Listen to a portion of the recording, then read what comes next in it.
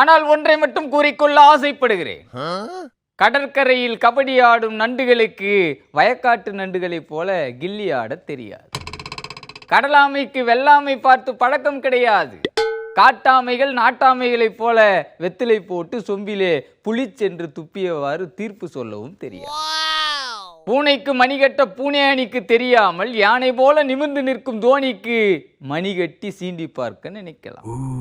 இடிதாங்கி மாலை நேரங்களில் குடிப்பிச்சை கேட்டு பழக்கப்பட்டவனாக இருக்கலாம்.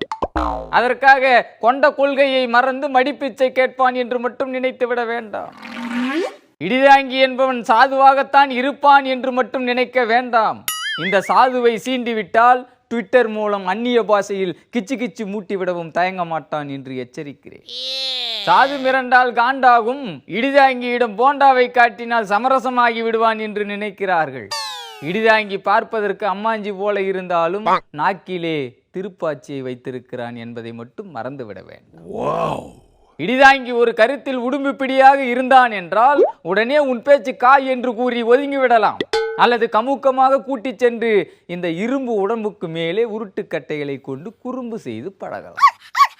ஆனால் அப்படி எதுவும் செய்தால் இவன் சரிபட்டு வரமாட்டான் என்று என் சுரணை மேல் நம்பிக்கை இழந்த எதிர்க்கட்சிகள் அகராதியிலே பகிர முடியாத வார்த்தைகளை இடிதாங்கியின் காது வழியாக கடத்தி செல்ல முயற்சி செய்கிறார். சட்டை ஒழுங்கு சரியாக இல்லை என்றால் சட்டம் ஒழுங்கு சரியில்லை என்று சொல்லிவிடலாம். ஆனால் வார்த்தை ஒழுங்கு சரியில்லை என்றால் திட்டிய வாயை லாக்கப்பில் போடுவதற்கு சட்டத்தில் இடம் இருக்கிறதா? நெவர். இடிதாங்கியின் இருத்தலுக்கே பிரச்சனை என்றால் வாடிவாசலில் மாடு விட்டால் என்ன, நெடுவாசலில் வாயு விட்டால் என்ன? 1000 பிரச்சனைகள் வண்டி கட்டி நின்றாலும் கமிஷன் மண்டியை அண்டுவதற்கு இடிதாங்கிக்கு இடமில்லை என்றால் அது தேசிய பிரச்சனையாக நிச்சயமாக உருவெடுக்கத்தான் செய்யும். ஆக சோக காலங்களில் தான் சோதனை காலங்களும் வருகின்றன.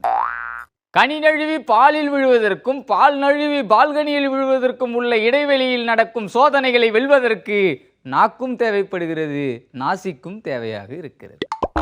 ஆக எதிரியோடு மோத வேண்டும் என்றால் எதிரி இடிதாங்கி போல் திமிரினால்தான் எதிரிக்கு எதிரி நண்பன் என்ற அடிப்படையில் ஒருவருக்கு ஒருவர் மோதிக்கொண்டே துணை முகவரியோடு வருபவர்களை துரத்துவதில் குறியாக இருக்க முடியும். இது அரசியல் தந்திரம்.